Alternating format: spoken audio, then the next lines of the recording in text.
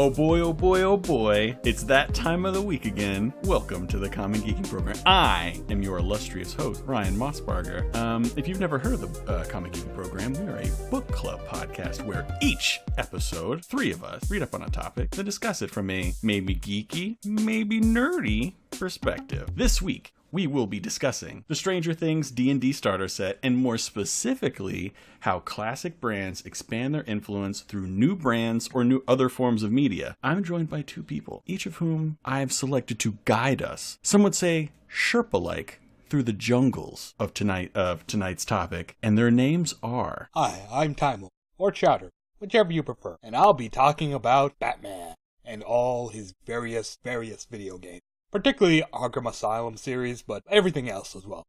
The Batman Retrospective. I would watch that musical. Anyway. Oh my god, there was like an episode of Batman Beyond where like the new Batman Terry takes old Batman Bruce Wayne to a musical, and it's Batman the musical. And I vaguely remember that. I love and Batman Bruce Beyond. Wayne just hates it, and Terry is just happy. It's great. I also vaguely remember that from my childhood. Good times. It might still be on Amazon. I'm not sure. But anyway, I am Jahnavi, and I will be talking about Heathers, the 80s movie, and then also the more recent Heathers, the musical. All right, I think this is going to be a really cool little episode we got cooking here. I'm a huge D&D nerd, so anytime I get to like just fucking nerd out over some D&D and people are forced to listen to me and respond is pretty fucking great.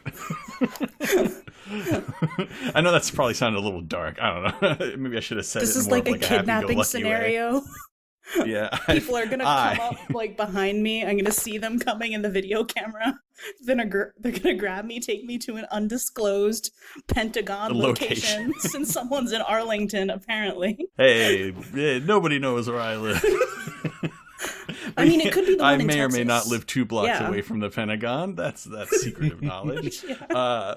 But yeah, I think in my I wake up in Guantanamo. Years, well, this was bound to happen eventually. That's what war planning really is. Yeah. It's just people playing D&D. In my older years, when I am rich and just a monster of a human being, I'll probably just like start kidnapping people like black bag style, and then get them in a room with like a flickering light and be like, "So, what do you guys think about 5e?" And trust me, there's a right answer. By that point, there'd be like a 10e or something. You could alternate the D&D with musicals, and then eventually compose a musical about kidnapping people to play D&D. All right. So I think we should move on to the summary.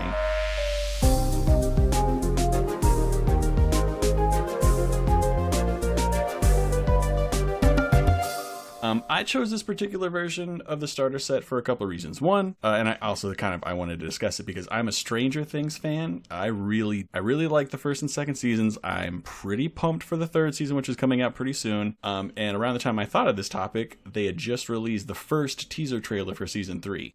Two, I was curious how it compared to the standard set, which I had played previously and has just dropped maybe 2-3 weeks ago to the sub $20 range. You can easily get it for like $19.99 or below, while the new one is around $25 depending on where you get it. And I was also very curious if it was good D&D and it made it easy for people to get into, because I assumed, hopefully correctly, that this was a starter set for people that are more aligned to Stranger Things and maybe doing it kind of on a whim, as opposed to maybe people that have played Dungeons and Dragons previously and are looking to like jump into this current edition. It definitely seemed like it was branded to attract newer people, maybe not necessarily familiar with the franchise. Before I answer my own questions with my own thoughts, I have some quick info on the set itself. It was recently released in April, although it's been teased for a while. I believe it was released in the lead up of season 3 to kind of like build up a little steam in the hype train for Stranger Things season 3. It contains so just some basic idea of like what the set contains. It has 2 Demogorgon figurines, one painted, one not. And when I say the one that is painted, I will say it is barely painted. A full set of dice. A scantily clad figurine.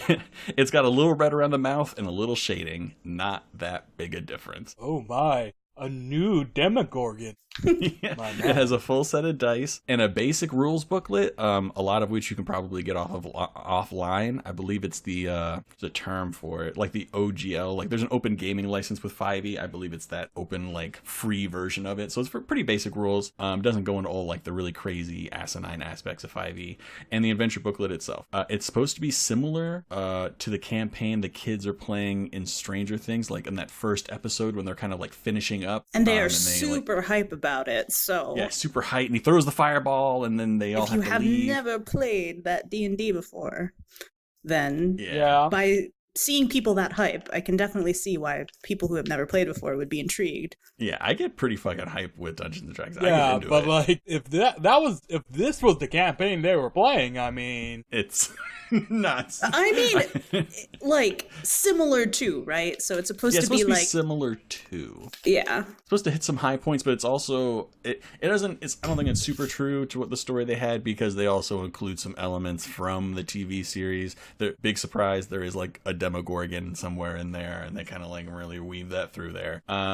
But yeah, so it's I would say it's lightly based, maybe influenced by. The pre-made characters given are supposed to be the characters the kids in the story play. But like those characters have no flavoring. This is like chicken. Very little flavoring. This is chicken without the seasoning, my friend. Like, it's just the class, what items they have, their abilities. It's like, it doesn't have like, what's their personality? What is their backstory? The things that make a character fun. Yeah. So yeah, talking a little bit about that, I am curious whether that is a feature or a flaw. Maybe they made it so milquetoast so people could kind of breathe into the character instead of being forced into a role. I get that. I mean, it's D&D. You're supposed to, role play, but like. Yeah, I'm trying to figure out how much this was a Stranger Things campaign versus a trying to get people into D&D campaign. I'm gonna be real. Yeah. If that Stranger Things logo wasn't in the top left corner, I wouldn't have known this clue. I wouldn't have known. So full disclosure, we played about halfway through, right before it gets more Stranger Thingsy. So and I will say the Stranger Things part is a little more shoehorned than I would have liked. Not to break too much, and if you want to play this at some point in the future, full on spoiler alert. Basically, they go through a very normal D&D campaign. Well, I wouldn't even say campaign mission, and they get to a certain point, and then they kind of just zoom into the After Dark. I think there's like a portal, or there's a certain plant that opens up and takes you guys there. You appear there, and then a random NPC is like, hey, if you guys want to get out of here, you gotta go kill a Demogorgon, and you gotta get its blood, and you gotta pour it on a flower, and then after that, you'll appear next to the Thessalhydra. So it's and that's it. Basically, you find a Demogorgon, and then you kill it, and then you take its blood, and then you put it on a flower, and then you appear before the Thessalhydra, or like in its cave. So it wasn't super intricate journey through Stranger Things lore. So yeah, it was more like, do you want to do what the kids were doing? Yeah. And if you already know D&D, you're like, oh yeah, I feel that. I know what the kids are doing. But if you don't, and you're just kind of like, maybe that'd be fun. It does kind of some of the legwork for you so that you don't have to try that hard to play some D&D. Yeah. And like, and I bag on it, but I understand it is for beginners, people who have never played D&D. But my thing is, the starter set does a way better job than this. It does. The Lost Mines of Phandelver is an amazing intro adventure. Yeah, word. It starts out small, and then it builds up slowly in a way that it's easy for both the player and then like a new dungeon master to kind of like broach outwards. But it's also perfect. Fun enough for like an experienced player to like be in there. So like you can have an experienced player and newcomers in the Mines of Phandelver, and it works. It works really well. Yeah, you can really chew through that adventure. So that kind of leads to my point. Overall, I found so talking about the adventure itself, it's supposed to be like modeled off of Mike's like little notebook that he's been writing in. It even has like little notes that are supposed to be from Mike while he's writing it to like how he was thinking about running the adventure during the show. It's cutesy, but overall, I kind of found it kind of cool. But overall, I found the adventure a little sparse. I tried to run it as written as much as I could, and I found myself just inadvertently filling in gaps or creating a situation that seemed more natural. A Maybe big part could of have been done better then, is what I'm hearing from you guys. Yeah, like it's is- one of those weird things I keep on coming back to. Is it a flaw or is it a feature? Is it made that way so your imagination fills the holes, or is it literally like a flaw? Like they just thought, like, let's make this very bare bones. Let's not confuse some of the. Because I mean, I'm also thinking it from a person that's been playing this stuff for years. I've been DMing for a long time. My mind like just seeks to fill out the possibility of a situation in a certain way because I play so much. Yeah. No, like, when I was playing my character, I ended up just having to, like, entertain myself by pretending to be a wizard cop. Yeah, wizard cop. But from what you said about there not being really a good integration of Stranger Things elements into the rest of the campaign, just sort of more speaks to like, okay, let's slap something together and try to sell it. Yeah, exactly. Yeah. I Like, I don't know what else people are getting from it, because if you're going for it because it's like, ooh, Stranger Things, then you'll probably be like, that wasn't a ton of Stranger Things, but I was kind of introduced to this new format of interacting with my friends. And then if you came into it with just like, oh, well, I heard Stranger Things put out a D&D campaign. Let's see what that's about. You'll just kind of be like, I don't care. And So and the funny irony is, D&D, or not D&D, Stranger Things would make for a really good Call of Cthulhu campaign, man. That is true. Yeah, that would make a really good one. It is right up. I mean, maybe a little less depressing. They'd have to spruce it up a little bit and maybe change how much you would die and how hard it is to win. Netflix writing team, call us. Yeah, there are rules you can like implement in Call of Cthulhu to make it more friendly. Yeah, more user friendly. Maybe an easy mode. And by friendly I mean just paint a sun and a flower and a smiley face onto H.P. Lovecraft, Exactly. you know? Or it could be, or you could call it Call of the 80s. There is actually there was a crowd-funded, I believe it's like something in lasers, but there was a crowd-funded 80s D&D like supplement. It was its own like world that they were making. There was like laser cats and all this other stuff. Okay. I thought really hard about buying into it, but then I was like, I'll never be able to get anybody to play with me. That's how I feel, but about everything. But broadening out what we were talking about before, I 100% agree. This is no Lost Mines of Phandelver, which, like I said before, really expansive, really detailed. You can ignore what you want to ignore. You can embrace what you want to embrace. You can fill in the gaps in certain places and expand if your characters go another way. More thoughtful overall. More thoughtful. This one is super sparse. We played for about 2 hours and we got through probably most of it. And the only reason that it took us that long was because I was filling in some gaps. I was kind of doing up some characters a little bit. I was adding some things on the road to make it more natural. And to do that, I kind of had to explain myself and go there. If somebody was really running this bare bones and doing it as written, it could go really quick. Really, really quick. I think it still maintains a lot of places for winging it, which I think is a good thing. I think one of the first things that a dungeon master and a player needs to get used to, especially if they're coming from just playing board games to playing D&D, is knowing that the rules and the situations that you're placed in are very flexible. And I think this set illustrates that pretty well on both sides. It's very open, I think, in the fact that it doesn't give a lot of detail, so it doesn't give the person running it any kind of, both in a good and a bad way, any like really firm ground to stand on. They need to be flexible to run this campaign, otherwise they're just going to get asked a bunch of questions. And I feel like they're going to do homework as well. Like if you're asked a bunch of questions about what things look like or what the place is or who these people are or what their intentions are, and you haven't read it and done any homework, you're going to get kind of behind and you're going to have to make up some stuff on the fly, and then you're going to have a bunch of things that maybe collide into each other later that don't make sense. So I think it's, for that reason, it's kind of a good starter. It gets you early into the fact that, like, yeah, you got to do your homework. It does take a lot of work to get things started, but also if you keep things simple enough, you can kind of not do so much work and just let the story tell itself. So and it's all right. I guess the box is fine. The figurines are pretty basic. I didn't think they were that great. I mean, but then again, most figurines are unpainted unless you paint them yourself, and if they are painted, they're painted pretty crappily. The dice are the same that come with the regular starter dice, so like fine dice. I think overall, after playing with the set and reading it, I think it's all right. But the basic now is cheaper by about like $5-6, and overall, I think a better experience.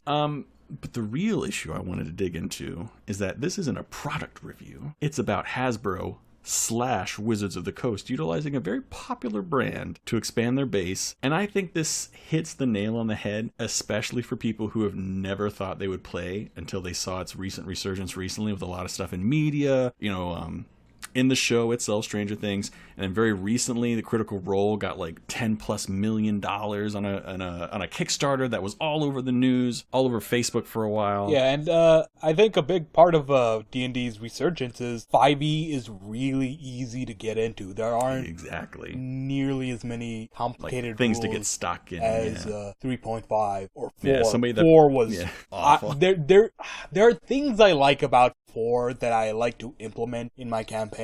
Skill challenges are amazing, but beyond that. But aside from bits and pieces, overall 4 was very video gamey. Very video gamey. I've heard that they tried to model it a little bit after war game simulations. They got a little Warhammery is from what I've heard. I've never played Warhammer because it's too expensive to play, but it got too tactical for its own good, and because of that it got very complicated. So I think it hits the nail on the head, and I think D&D is a real success story for this sort of thing. For an older media brand to resurge through new forms of media. They were super early adopters of things like Twitch streaming and YouTube channels and all this stuff. They were I've heard on the other end of it, if you do get a certain level of popularity, it was probably easier before a few years ago, but they would be very supportive. They would invite you to official events. They would give you advanced information so you could hype their products. They would give you testers, and they would ask you to play test.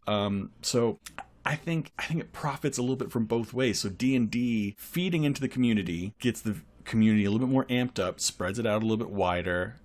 Them full on involved in the community helps it spread out a lot quicker than if they were just like, oh, just do whatever you want, leave us out of it. And then they get back from that. The community is very active, and they get this, it builds up this cycle of one feeding into the other. And I think it's a really smart move that Wizard of the Coast not only has let these things happen, but has been an active force in kind of pushing some of these things along. I mean, if you look at Critical Role or the PAX people, they're full-heartedly into it, and they guest star on some of these shows, and they're all about sharing information with them and having those people share information with them back and playtest. I think it's a really great move on their end for a relatively small media brand to really make a huge carve out of the cultural zeitgeist as we currently have it.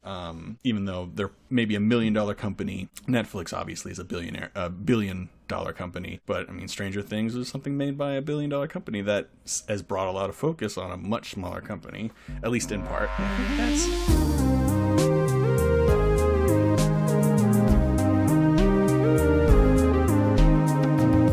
think that's all for my discussion, and I really want to carve into your guys' domains and really talk this stuff out. I don't know much about both of your guys' domains, so I'm excited to learn a little bit more. Let's talk about everything right now. Let's do it. All right, I believe Chowder, you're first. So let's dig in this bad boy. You're talking about every Batman video game. Batman video game.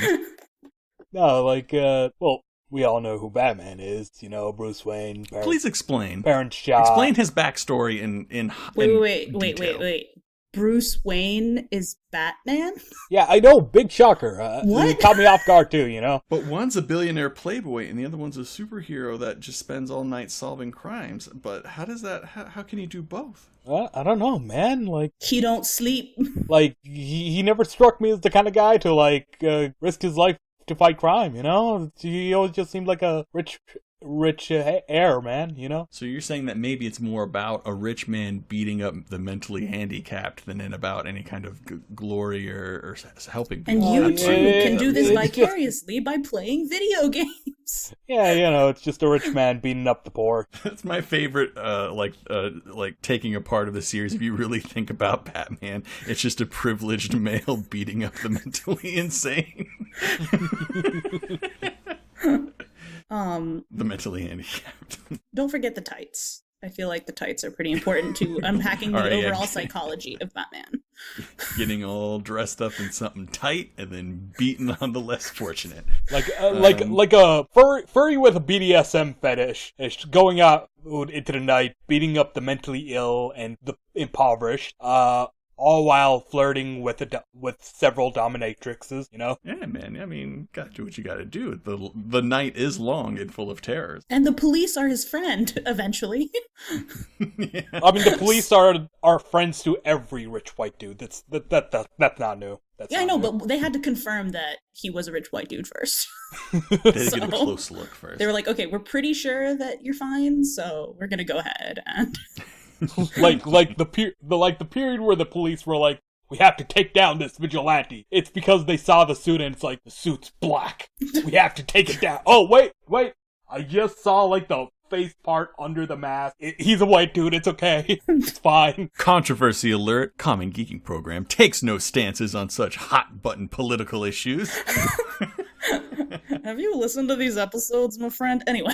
I feel like we've gone off topic. Let's talk about Batman's foray to the video games, you know? So, no, that part is interesting because for much of his early video gaming career, it's all been like beat 'em ups and platformers and platforming beat 'em ups. Like Batman was a fucking scrub. On the NES, we had the Sunsoft Batman game made to tie in with the Tim Burton Batman movie. It's really good. It's got good controls. It's fucking hard as hell. Like it is the definition of that like Nintendo kick your ass, unforgiving kind of game. Like old school stuff. Yeah, it's a good game, but like if you like reskinned everything and into like Ninja Gaiden, nothing would really change. It's very much like a old school platformer with a Batman skin on it. Yeah, I remember playing like Ninja Gaiden on the actually on the original Nintendo. It was soups tough. Yeah, and there's plenty of examples like that. Like Batman Returns for the Super Nintendo. It was a beat 'em up. It's basically Final Fight but with a Batman skin. Then the New Adventures of Batman and Robin, good game, but again, none of these games really ever made you feel like Batman, is what I'm trying to get at here. Okay, yeah, I get what you're saying. But like, cut to many years later, and we have Batman Arkham Asylum on the PS3 and 360, and I'm sure it was later ported to other systems, but yeah, and just getting more direct about beating up the mentally handicapped thing. Oh yeah, totally. Yeah. You are in an asylum and you are beating up the inmates there, so that you have already put there. So. Yes. They gotta learn. Are you ready for your bat beating therapy? But the cool thing about Arkham Asylum is it's a game that really makes you feel like Batman, because the game is very much not about so much aggressive attacking as it is about parrying, crowd control, and that kind of stuff. But the second someone has a gun, you have to do like hit and run tactics where you're like jumping or sneaking around and like attacking from the shadows and then vanishing as quickly, and which are all things that Batman does. Batman's all about stealth and staying in the shadows and like being a real creepy guy. Yes. Criminals are a superstitious, cowardly lot. You know, you can scare them easily. That's another mechanic in Batman Arkham Asylum. You can like scare all the criminals and like have them act erratically. That's my favorite Batman mechanic. Not necessarily in the game, but just of like, surprise Batman hiding somewhere, seeing what you're doing. Surprise! This man in black leather tights, who is also a furry. I punch, I kick. Terrifying as shit. I mean, I think that is very scary, so... And then every other, like, insane villain was just like, ooh, finally someone to cosplay with. And then... somebody that fucking gets me. Yeah. And I think this is a lot more revealing than maybe I thought it would be. But do continue. And, like, the story is very, very much feels like something you'd see in a Batman story. Joker has let loose the criminals of Arkham Asylum, and it's now up to Batman to save everybody, or save everybody, and also make sure Joker gets beaten up and get Arkham Asylum under control. And there's a lot of... Yeah, the Joker's been a bad boy and he needs a spanking. I have opened a Pandora's box. He's been a bad boy. I'm gonna cry myself to sleep tonight. And like whenever there's a boss fight, it's very like faithful to how Batman would deal with those bosses. Scarecrow, oh, he is going through a fucked up hallucination involving his dead parents, and like he's going around a maze platformy thingy where Scarecrow is like looking around because Scarecrow's now a giant because of his gas. It's great. Or like when he's going up against Killer Croc, it's more about just running away and just luring him to like a place where you like set up a bomb to like drop him somewhere. So overall, like the style of the game is just more true to like various things we know about the characters, which makes it more fun to play. Yeah, exactly. And the sad thing is, like, as like they continued making sequels to Arkham Asylum, like Arkham City and what were the other? Yeah, there's a third one I'm blanking on. The name, though. Yeah, but you get the idea. Arkham Dystopia, everyone's mentally ill now. I feel like they've lost what made Arkham Asylum so special because they like wanted to make it bigger and more spectacular, so they do things like now it's open world and you're running around a city and you're beating up dudes with like increasingly more powerful weaponry, even though part of what made Arkham Asylum so good was how it depowered you. And also you are in the Batmobile, and the Batmobile has guns and rocket launchers. Hell yeah. Fuck shit. Oh, Arkham Knight. I remember the name. Arkham Knight, yeah. And there was one after that too, I forget. I just remember that you really get all the guns in Arkham Knight, I think. Yeah. It's like literally you're driving around in a tank. Yeah, pretty much. The Batmobile is a tank in this, and it loses a lot of what makes Arkham Asylum so good. Batman-y.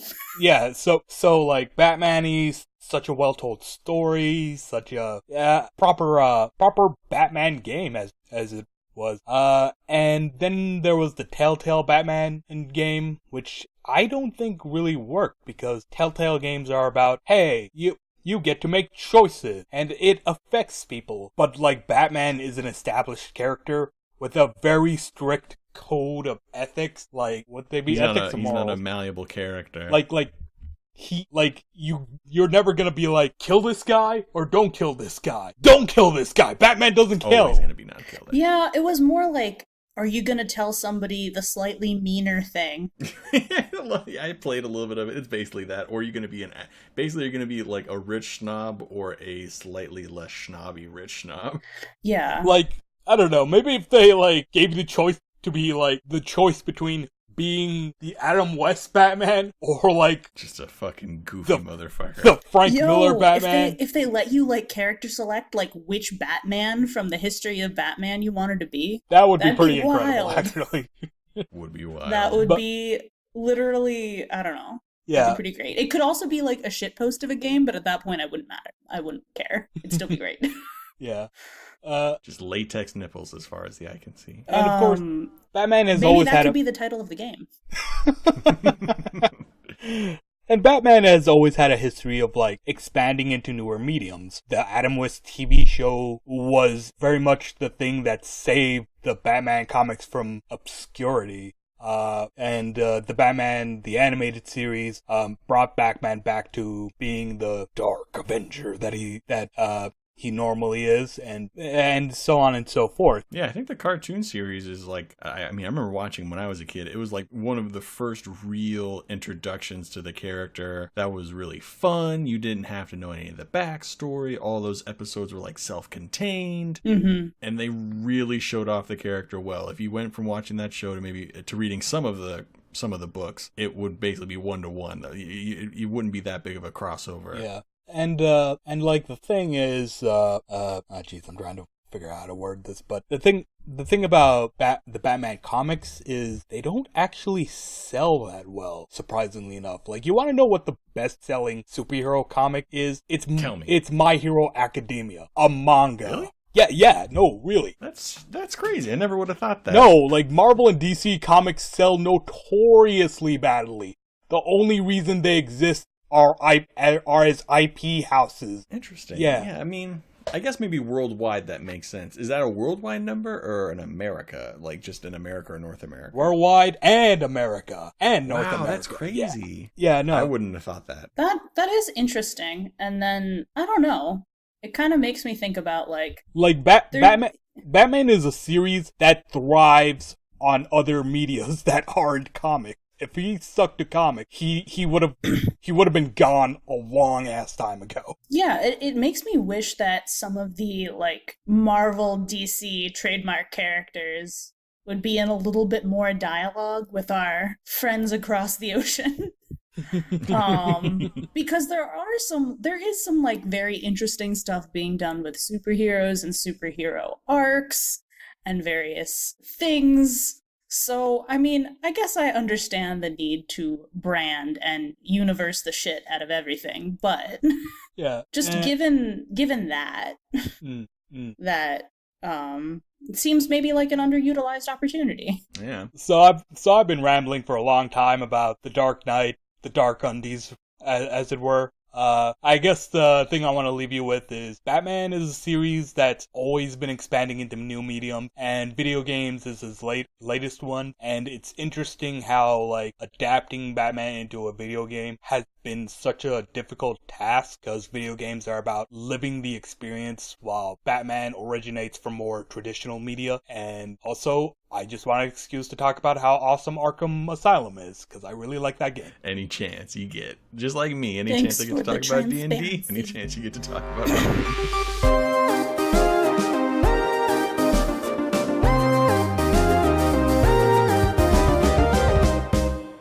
All right, Jahnavi, let's get on to your bad boy. What's it all about? Try. I recently saw I guess not that recently anymore, but I saw a production of Heathers the Musical.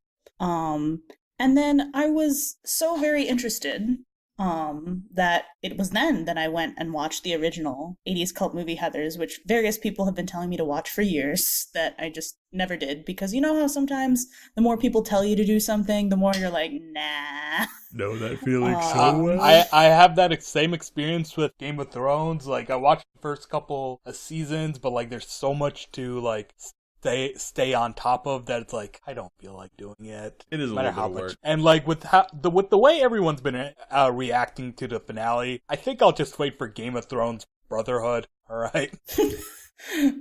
Anyway, so I did see the musical before I saw the movie. I have some thoughts about both of them, but I was interested in sort of like talking about and comparing Heathers the movie and Heathers the musical, just because I think that musical theater has gotten kind of a little bit of a revival in recent times. I think more people have a general awareness about various things that musical theater has to offer. It is no longer as, like, niche, perhaps, of an interest as it may have been in the 80s when Heathers the movie was a thing. And dialogue around some of the themes that Heathers deals with has also changed radically, because you have, like, school shootings and stuff like that being discussed very differly. And Christian Heathers. Slater being discussed very differently than he currently is. And things like how high school dynamics work has changed, and just trying to preserve the 80s-ness of it while still making it musical drama ready has been, like, I don't know, there are a few key changes that were made sort of between the two. But to summarize the overall story, we have our main character, Veronica, who is part of this sort of queen bee group called the Heathers, and they're all named Heather. And she sort of gets into a little bit of an altercation at a party and, like, gets ousted from the group. And then she's just, like, kind of sort of by accident ends up murdering one of them with her As one new does. psycho boyfriend. And, like, the reactions of the people around her are very different. And then her boyfriend's like, see, we made the world a better place by, like, murdering people. And so it sort of goes down that unexpected teen comedy route of just murder. And As one does. and that's kind of what made the story a cult classic in the first place. Of it's kind of like a murder god complex thing, and then a coming of age story, and then also a high school / society is shitty story. Name of my all ska kind of rolled band, into this Murder God Complex. Called all it. sort of rolled into this like very sort of like satire, not taking itself that seriously but still dealing with some serious things kind of movie. And then the musical, in my opinion, tonally is a bit more serious. It's almost like a like Faust parallel of like, oh, the beginning of that one, like Veronica wasn't that popular and she like sold her soul or like sold out her friend to like get in, and then was gotting and then got out, and then like all this stuff happened, and then it was just a little bit more emotional as a story, and it did have some banging musical numbers. It did preserve some of the comedy, but it was not really so much satire, I think, as the first one was. Okay. I'm not going to really say that I liked one better than the other or anything like that, but I'm just interested in how, like, movie to musical transitions sometimes work, sometimes don't, and also on how we've started to view these kinds of, like, coming of age high school stories, and the fact that they're supposed to have more of a message than like, you know what, maybe don't kill your friends. So yeah, I guess that's about my piece. Jeez, man. Oh boy. So How long are these? Oh my lord! That we have been on this first part for a long time. I would. We've been chitty chatting. We We've can been probably cut chitty-chatting. out some of the first part. I think we're probably over by about 10 minutes, but that's fine. Like, honestly, as long as we have a good discussion, who cares? It's editors. all good, baby. The editors care. Okay. The editors care a lot. All right. Well, whoever the editor is, I hope he doesn't accidentally kill us. Yeah. Don't pull a Accidentally on Heathers on purpose. it. Don't get Christian Slater to murder himself and blow us all up. It's Christian Slater that blows himself up, right? Am I misremembering Don't put us in an asylum and then come back and beat us up. While dressed up as a dominatrix furry. that? While playing Well, if they care D&D. so much, they should be dressing up. So All right. that's what I have to say about that. Well, before we get carried away too much, let's move this bad boy to All right. El Discusión. Por favor.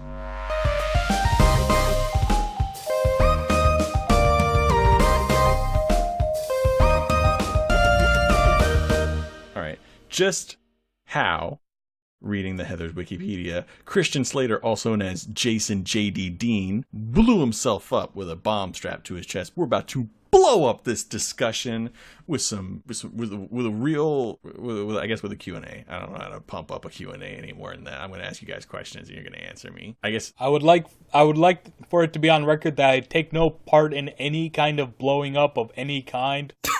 for the record, I was meaning a more of a metaphorical blow up, just as in Heather's, the boyfriend blows himself up for some reason. I can't remember. I just remember Christian Slater with a bomb on his chest and then there not being a Christian Slater anymore. Just like... He's more of a pain metaphor than a character, but whatever. Just as Christian Slater disappeared into a pink mist, we will reappear as a bunch of question askers. I think the first question is a pretty obvious one. We talked a little bit about what you guys thought of the starter pack. If you kind of maybe pretty quick answer, not necessarily too long-winded. What are your just like thoughts on it, just generally speaking, about the starter set that we played? I mean, I think our listeners kind of know how I feel from the summary section, but I think it's kind of dull and kind of lifeless, because it very much feels like they just slapped the Stranger Things name on that and just shipped it out, because it really is not that good of a campaign, I feel. I feel like I had to make my own fun in order for it to be enjoyable. Like, the people I was with was making that campaign fun, not so much the campaign itself. Jahnavi, was this your first time playing D&D? Yeah, I would say it was my first time playing like official D&D, but I've played like similar role play games So before. what was your take on it? Did you like it? I thought it was fine. I mean, like, I liked playing it, but if it was supposed to sort of enhance my enjoyment of both Stranger Things and D&D, it did really neither. And if it was supposed to, like, get me hype for more Stranger Things coming out, it didn't do that. Okay. Yeah. So I mean, I would say that it's fine. Yeah, to be fair, Yeah. we didn't get to the Stranger Things part. So I mean, maybe if we had finished it, y'all had been like super duper hyped on it. But I do think that the beginning is probably. I mean, we played about from 1/3 to a half, and it was kind of slow going. But playing D&D now. In that little session, do you think you are more likely to either say yes to another D&D game or maybe try and find another D&D game on your own? No, but only because I'm very lazy about media and I kind of have to be dragged into things to do them. So like if people were like, "Hey, Jahnavi, be part of our D&D campaign." I'd be like, "Okay, maybe if it's like fits within my allotted entertainment time commitment." Yeah, because I think I was most curious about your take on it, because you were the kind of this was a set kind of made for something that's never played before, and you're the only person that's never played. I definitely see why it's like a fun activity, and like I think insofar that it was supposed to facilitate like an enjoyable activity, like like I was engaged while we were playing it. But I'm trying to evaluate it kind of from like a storytelling setup scenario, and also like how well did this market either of these things? And sort of in the world of Stranger Things, I think D&D is supposed to, in addition to being the foreshadowing, it sort of also seems to serve the role of like cultural shorthand for like the kinds of lives that these children lead. Yeah, cultural shorthand for nerd. It's an easy way to see those characters as nerds. Right. Insert clip of Homer Simpson going, nerd! Pretty much. So, and I don't think that's really how D&D is now. True. So that was a little bit like odd to me, of like, unless the thing was gonna have. And I know that you said that there's some more Stranger Things-ish stuff happening later. But anyway, I don't know. I have mixed thoughts about it as far as like a thing that was put out. But I mean, as far as like, would I play more D&D? I'm like, yeah, I'd probably play more D&D if there were like animated people who wanted to play it. Okay, yeah, I do think a little bit of the I think a little, because it wasn't necessarily the perfect medium. We were doing it over like a Skype call, and I think especially for new people playing, it is tough to kind of get into it over like Skype without all the visual aids and like being in the room with people. So I think maybe in a perfect scenario, you have some fresh players, an experienced dungeon master who can kind of read between the lines and like make things interesting for some of the players that maybe are a little bit more imaginative, as opposed to people that are just going to want to go through the story. I think I could scratch that itch, and it would definitely be something there. Since it is so sparse, you'd probably finish that in a night or two. You would definitely have to either make up your own story or buy some more Wizards of the Coast product, which is probably another good reason why they put it out there. Yes. So, But the thing is, the fact that you have to work so hard to get that experience, whereas something like Minds of Phandelver, the stars don't have to align. Like, you can have, say, an inexperienced DM and still have fun. Yeah. Minds of Phandelver. Maybe a perfect like double-blind study of this would, if we had infinite time, would have been to do like this one and then Minds of Phandelver. But considering how catastrophic our scheduling process has been. Do you know how well that this even sold? Like, how many? Oh, I don't know. I would assume. Are there people talking about this? Yeah, I saw when it first came out around April. I saw a bunch of stuff. I saw stuff on Vox. I saw stuff on Polygon. I saw stuff on Gizmodo. I would assume it probably sold really well. So, like, even as far as just seeing the names Stranger Things and D&D together probably does mutually beneficial things to both. Yeah, it's definitely a symbiotic relationship for sure. Yeah. Also, I find it not really a complaint or anything, just the observation. I find it kind of weird that, like, we're playing, like, this Stranger Things campaign in 5e, but, like, the kids in the show would probably have been playing 3rd edition? No, probably. 2nd edition? It would have been 2nd. Yeah, it would have been 2nd edition, wouldn't it have? Yeah. Because 2nd went from, like, the early 80s all the way to the 90s. In the 90s, it was 3rd, like, late 90s. Is it any easier or harder than the 5e Much one? harder. Way So, harder, I and mean- also 1st and 2nd edition are like a completely different, or feel very, very different. Like, let me put it like this. Elf and dwarf are classes, Yeah. not races. There aren't any races in 1st and 2nd. Speaking of which, if you guys want to play some, like, 1st and 2nd edition, like, I got a bunch of books that I'm staring at right now, 1st and 2nd edition. We could you gonna do it? So, yeah. I you know what? I'd be kind of curious. I've never really sat or gotten to play, like, the 1st or 2nd edition. I will say the coolest ones I had were also the most racially insensitive, probably, and I sold them already, so... They were called Oriental Adventures, if that flavored it any.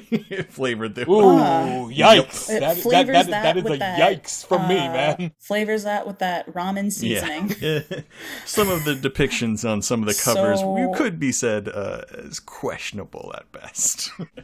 Much like the 80s. Yeah. So, but yeah, so they were probably just being like, okay, like, let's make this would you say that 5e is the most mainstream of the D&D editions? Probably. Oh, most definitely. It's the easiest one to So- start and to play by far. Yeah. So this was then constructed with some strategy, but it just remains to be seen as to, like, how big of a role did this play in people being hyped about these things, and then also how good it was. Yeah. Was it? It'll be one of those things, maybe like 6 months from now, somebody on like Gizmodo or Vox or something like that will do a piece on it, and they'll maybe they'll get some hard numbers, Make some noises. somewhere about Yeah. it. Like, I've heard recently from like 6 or 7 different friends they started playing D&D because of this, and blah blah blah. And I talked to blah blah blah, and their sales numbers are off the chart. So we'll see. It may be a blip. It could be just another rung on the success strategy that. I think it's an interesting novelty Yeah. in the history of these things. I bought it. It got me to buy it. I mean, all I needed was an excuse to put it on a podcast, and I did it.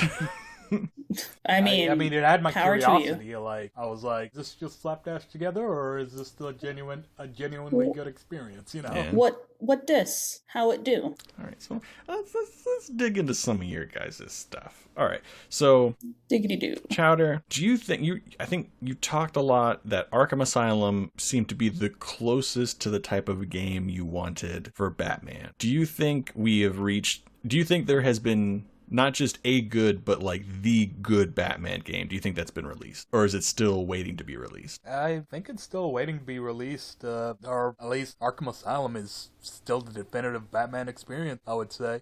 And I guess as a sidebar to that, do you think that Batman's real future is in video games? Or, because I mean, they've recently flopped pretty hard on the movie front. Do you think the best way for them to sustain their brand would be through things like video games instead of like movie? I think like I think they should lean hard into Lego Batman, to be honest. Lego Batman's pretty fucking great.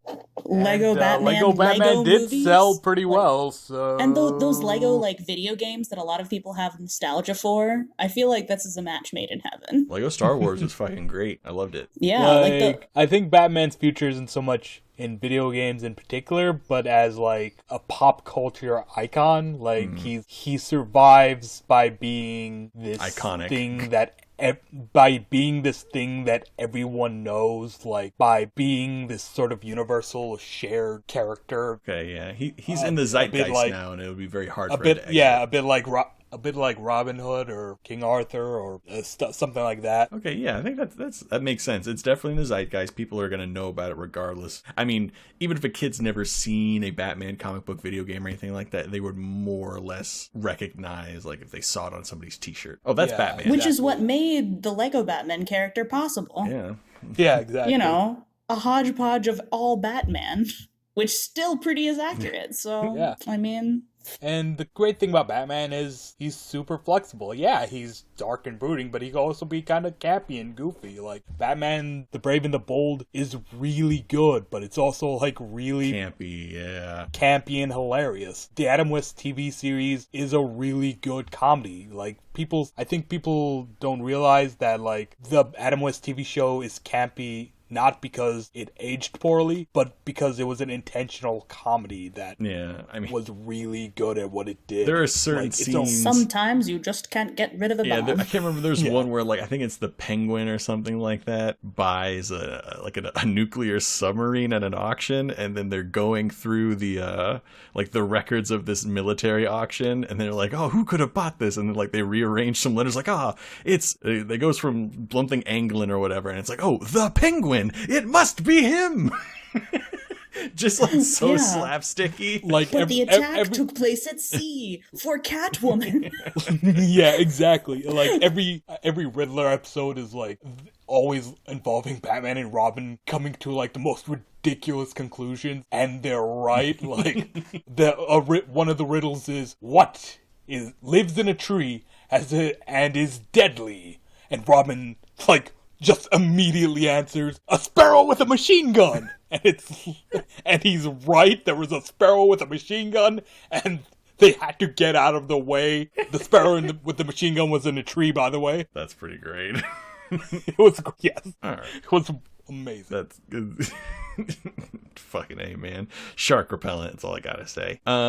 So let's talk about your thing, Johnny. So, Heathers was a movie, which I would consider still current media, and it feels like it's maybe a little bit of a cultural resurgence is due to what I perceive as an older media, which is a musical. Do you think so? It's kind of maybe the movie predates the musical. What I'm saying, that's what I'm saying. Like it's getting new life through an older medium, through this musical, which I perceive as an older medium. I see what you're saying. Yes. So do you think that? I mean, it obviously enhances it from what you said.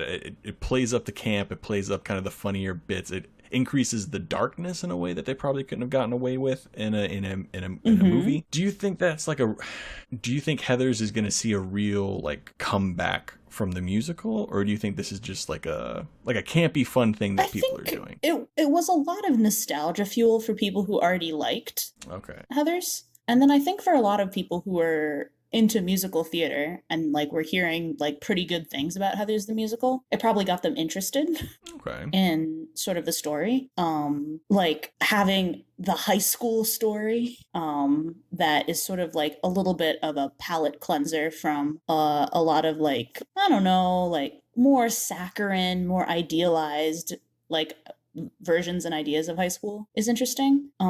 I think that tonally it has shifted a lot because of the way that these things are viewed after 20, 30 years as opposed to... It was probably pre-Columbine, too. Yes, it was indeed pre-Columbine. It would have definitely been a much darker movie just in the way that the world would have seen it if this was like the day after Columbine.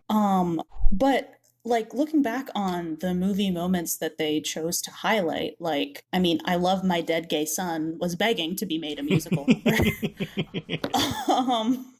So like, I think that it was a well thought out, translation, whatever you want to call it. I do think that the story is changed substantially enough as far as like the narrative arc that I wouldn't really like, I don't know, I wouldn't consider them to be talking about the same thing.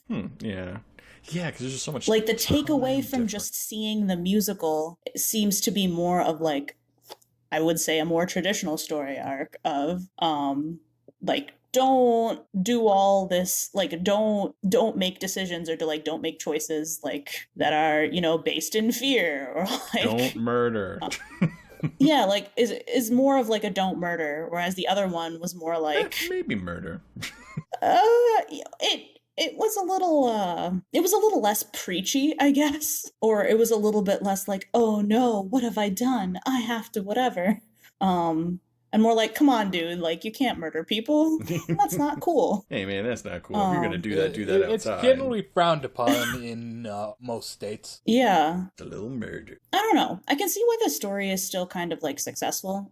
I think I understand why they dramatized a lot of the things a little bit more for the musical. But as far as like the medium, like as you said, the older medium of a musical format, sort of giving a little bit of new flavor to this movie. It's a little something. Yeah. Dry. I think, yeah, like I mentioned earlier, I think it is sort of riding on this sort of resurgence of interest in musical theater and what kinds of stories you can tell with musical theater. Yeah, definitely. So I think that it's doing a good job, like, hey, let's try to ride this wave, also a nostalgia wave at the same time.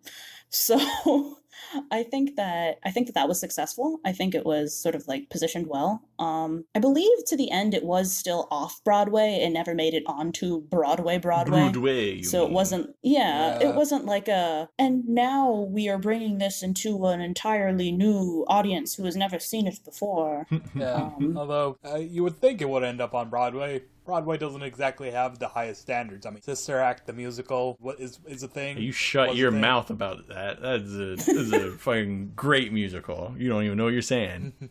Get up there. Honestly, I don't know because I've never Some seen off-brand it. Maybe Whoopi Goldberg lookalike, just screaming her heart out. I mean, honestly, maybe it's the greatest thing ever. I've actually never seen Sister Act, the musical, but like...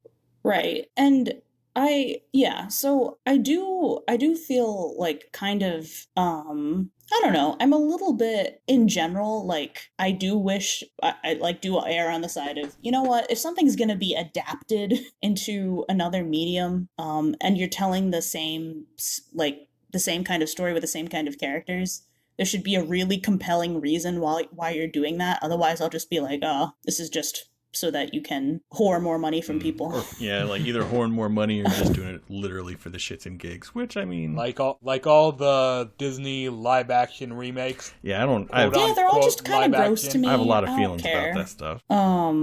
Yeah, so I'm a little bit cynical about, like, the intent of staging it. While I think that some of the choices were done thoughtfully, I don't necessarily think that it, like, super needed to happen, even though I liked it. So, I mean, like, I'm kind of being a little bitch here. Like, I'm like, yeah, I enjoyed the product, but, like, come on, guys, tell original stories. Hot take. Yeah, but, like, it gave us Candy Store, so it's all worth it. Hot take on your own domain. So I like it in spite of my bias, is what I'm saying. So I think I can work this question for both you guys, but first I'll start with Jahnavi, because we just got off yours. Do you think that Heathers the musical, do you think it brought Heathers fans into the musical fold, or do you think it brought musical fans into the Heathers fold? I think that it brought musical fans into the Heathers fold because I think that the number of musical fans is simply bigger than the number of Heathers fans. The millions of Heathers fans across the United States. There are thousands of us. I do think that that increased the awareness of Heathers as the movie, right. Because it's known as a cult movie still. Oh yeah, I mean, I love me a cult movie though. Yeah, so unless you're like particularly seeking out a cult movie, or like one of your friends really told you, oh my gosh, you have to watch this, you probably weren't going to watch it. But if you see that, oh man, like this thing had a musical and like, that seems like kind of a dark, funny story, like I might be interested in that. So I think that it did certainly raise awareness for the original media, but if we're talking volume, I think that it is more likely to have brought people who just like musicals and musical theater more into the Heathers fold. Into like people who like Heathers or don't like Heathers. Makes sense. All right. Although people who enjoy musical theater were probably inclined to enjoy Heathers anyways, because they tend to like high school teen drama piece, like exaggerated teen drama murder pieces. Yeah. All right, and let's see if I can work this out. Teen murder since Romeo and Juliet. So Chowder, do you think the Batman video games, do you think it brought more do you think it brought more gamers into the Batman fold, or more Batman people into gaming? Do you, I guess another way to phrase it, do you think like super hardcore Batman fans went out and bought either a PC that could play it, or like an Xbox, it would probably be Xbox 360 at that time, to play Arkham Asylum? Yes, I think it would have compelled like hardcore Batman fans to get a console, but like comic book fans and video game fans, a lot of crossover, kind of already overlap. So that Venn diagram, while not a circle, is probably like an oval. Very Venned. Let's put it that way. Very Venned. Yeah. I think the better. A more interesting thing is how the video games have come to shape the Batman mythos, because now whenever there's like a fight scene, it's always being compared to Arkham Asylum, and very often fight scenes try to be like an Arkham Asylum fight. Like, if you watched Batman v Superman, a garbage movie, and there was this scene of Batman, like, saving Superman's mom, and he's, like, storming through, like, a warehouse full of bad guys, and he's like doing all these things that he would do in Batman Arkham Asylum. Yeah. And it's like yeah, the movie or the comics and movies and stuff created a game that then created the imagery that you see in the game enhanced that imagery and then fed it back to the movies and comics and people now expected his fighting to look a certain way from playing those games, and then it kind of reasserted itself visually in the movies. Yeah, it's a wild feedback loop, and I think that's super interesting. Just how like the idea of Batman evolves because he expands into another medium, and then now that is expected of it. Yeah. Nice. Well, typically speaking, this would be around the time, maybe a little bit earlier, that we would have read any like guest questions. Unfortunately, we did not get any guest question. But generally speaking, if you want to have any questions or a comment read on the show, we make posts on Facebook and Twitter where you can comment, reply. I think we do those about every week or every other week. And we'll be sure to talk about it. I mean, if you want to be heard, all you got to do is speak up, go on any of those platforms, or even communicate with us personally, and we would answer your questions or even bring up your comment and maybe discuss it a little bit. And then we, of course, shout you out for the comment. Whatever you want. I mean, if you want to, I'm not going to like make you do it. But I mean, you know, whatever. I mean, cool people probably would do it.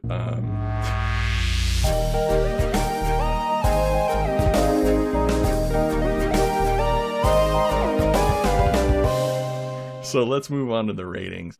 First, I want to thank you both for what I think was an exuberant discussion. Aha! Adjectives. Yeah. Now we can move on to the ratings. We begin. Let's break it down a little bit. I want you guys to rate this topic on a scale of 1 to 5 plot devices, or half-dead wills. Wait, Will's the one that got right? Yeah. Will's the princess. Got. Yeah, so I was going to say plot devices, but let's just say Will is the plot device in this, and because he's a plot device, he's half dead. So on a scale of 1 to 5 half-dead Wills, spitting up leeches and whatever shit, how many half-dead Wills would you give this? I would give this... Honestly, I felt if we're talking about like the Stranger Things campaign in and of itself, it was kind of mediocre. I'd give it like 2 half-dead Wills and like maybe like a voice Throw in a clip few leeches. and maybe like a voice clip of its mom screaming "Will!" softly in the background, and maybe like Hopper going "Will, where are you?" in the background as well. You know. I feel you. I don't know what to add here because I think I've said my piece in the rest of this podcast. Highly disappointed is what I think I got from it. Yeah. All right, Jahnavi, how many half-dead Wills spitting up leeches do you give? I would say, a solid dead will and a half. So like 3 half-dead wills. Oh, okay. I was gonna say, I thought you were yeah. giving a 1.5 dead Wills. I was like, that's roof. Yeah, no, so, like, 3 out of 5, just because I think that it was solidly okay. Okay. Yeah, I think it was solidly okay, and I would just be interested to see how its existence, its quality or non-quality has played into people's awareness and excitement for the upcoming season 3. All right, ratings lightning round. 1 out of 5 dungeon masters. How would you guys rate my dungeon mastery? Your dungeon mastery? Yeah, my mastery of dungeons. Oh, well, I think your mastery of dungeons was like PDs. Like, that's... Wait, what was our rating scale again? I'm sorry. 1 to 5 dungeon masters. 1 to 5 dungeon masters. Oh, okay. Each one more reclusive than the last. Okay, well, you don't seem that reclusive, but I'll give you a 4. Hey. I'll give you a 4. And I can't give you a 5 because like I haven't actually played with you very much. Yeah, I don't know. Makes sense. I could be the simple. champagne of dungeon masters, but if you've never had champagne before, who's to know? Yeah, I could just be like, this grape juice is expired. Who's to say? I would give you. Thing is, I haven't gotten. We didn't get to play much because It's true. So I would give you 3.5 dungeon masters. So like, just bisect one of those dudes in half down the middle. It's kind of gruesome, man. but 3.5. But I reserve the right to increase it because I get the feeling that if we did get to play more, I think it would have been really fun, man. I was enjoying myself. I despite myself was starting to have a lot of fun because I was like, oh, I'm just gonna play this very straight up. I'm not gonna doodle up anything. I'm not even gonna do any names. And before I knew, or like voices and stuff, before I knew it, I was already doing voices and I was getting into it. Yeah, Just following exactly. the same That is the little sound of a things. good dungeon master, that they can't like help. You can't put it escape your down. dungeon mastery. I can't escape. They I can't can't help escape but the make it dumb fun. voices. Oh, I don't know, sir. Okay. All right. I think this is the part. I'm sorry. I don't think. I know this is where we award a gold star student. But I mean, you guys were on. There was a bit of a behind the scenes talk in the Turks and Caicos about how this show is progressing. Are we doing gold star students anymore? I No, mean, but like this particular episode, I don't think is. it comes before the change. It comes before the All change, right. yeah. That means I have to make a choice, and I hate making choices. Literally Let's flip a see coin. here. We won't know. So I'm going to award a gold star student, giving a reward to the person who I think had the best chutzpah in this episode. And for the gold star, I want it to be a golden. I want to be something good for Dungeons and Dragons. I don't want to be too offensive, but I also want to be truthful. Oh man, so many things. Golden to burning mind. hands. Oh yeah, okay, yeah. The golden burning hands. The spell, classic spell. I didn't expect that to actually be chosen. Or maybe what's another classic? We could do MILF. We could do a golden MILF's acid arrow. The golden magic missile. That magic missile is the true classic spell. What about the golden troglodyte? Oh yeah, we did fight off. Oh yeah, so golden troglodyte. I like it. Okay, that works. I've been told troglodyte's an offensive term, but I'm not 100% sure about that. Oh. I have to look into it. So the golden troglodyte will go to Jahnavi. I'm giving it to you. Shit. Oh. You gave me a little bit higher rep on the dungeon mastery thing, so I gotta be selfish. Suck it up. Oh wait, who won? Not Jahnavi, I because she see. gave me a better score. Gotcha. Makes sense. Alright. So I have been joined by... Hi, I'm Timul, or Chowder, whichever you prefer, and you can find me on Twitter at Timul And I am Jahnavi, and I am also on Twitter at JKIR1. Ooh, nice. And I've been your host, Ryan Mossbarger. You can find me wherever you look for me. I'm in the wind. I'm in the water you drink. Potentially even in the shampoo you put in your hair in the morning or evening, if you're nasty like that. Are you Keenan now? Keenan stole that from me. No, he's just DMing everyone's life now. Like, he is the controller of your fate. Just remember, every time there's a frustrating moment in your life where you're just like, fuck, something I've done a million times has gone wrong. It's because there's somebody like me or just me rolling a dice behind you, and that's how the fates happen. But yeah, you can find me on Facebook and Twitter. On Twitter, I am I think it's Ryan_MOSSB. You can find a bunch of tweets about me accusing people of espionage. I think the next episode will be hosted by one of you guys. Am I correct on that? Maybe not. Unsure. Not Major schedule kerfuffle. We'll on my part though, so it's okay. We'll just insert the correct answer. All right, we'll ADR it in. But be sure to tune in 2 weeks from now. I believe this one's going to be debuting on the 31st, so we'll talk about it on the 14th, the next episode. Anyways, thanks for listening, subscribing, sharing, and everything else. And if you're lucky, we'll talk to you next week. If you're unlucky, you'll never hear from us again.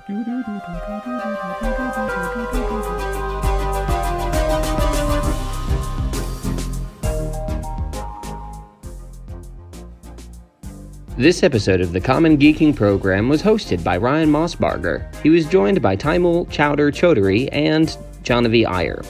This episode is sponsored by Latex Nipples, because every time I scroll past that in the edit, I laughed out loud. The podcast is created and produced by Colin, Ketchen, and Jeff Leavitt, with this episode edited by me, Colin, featuring original music also by me. We will be back in 2 weeks with an episode of the Common Briefing Program, hosted by me, all about geek news in June. We have a new podcast called How You Doin', and that's by me and Laura. You can find that on Apple Podcasts. Check that out. Thank you for listening to this.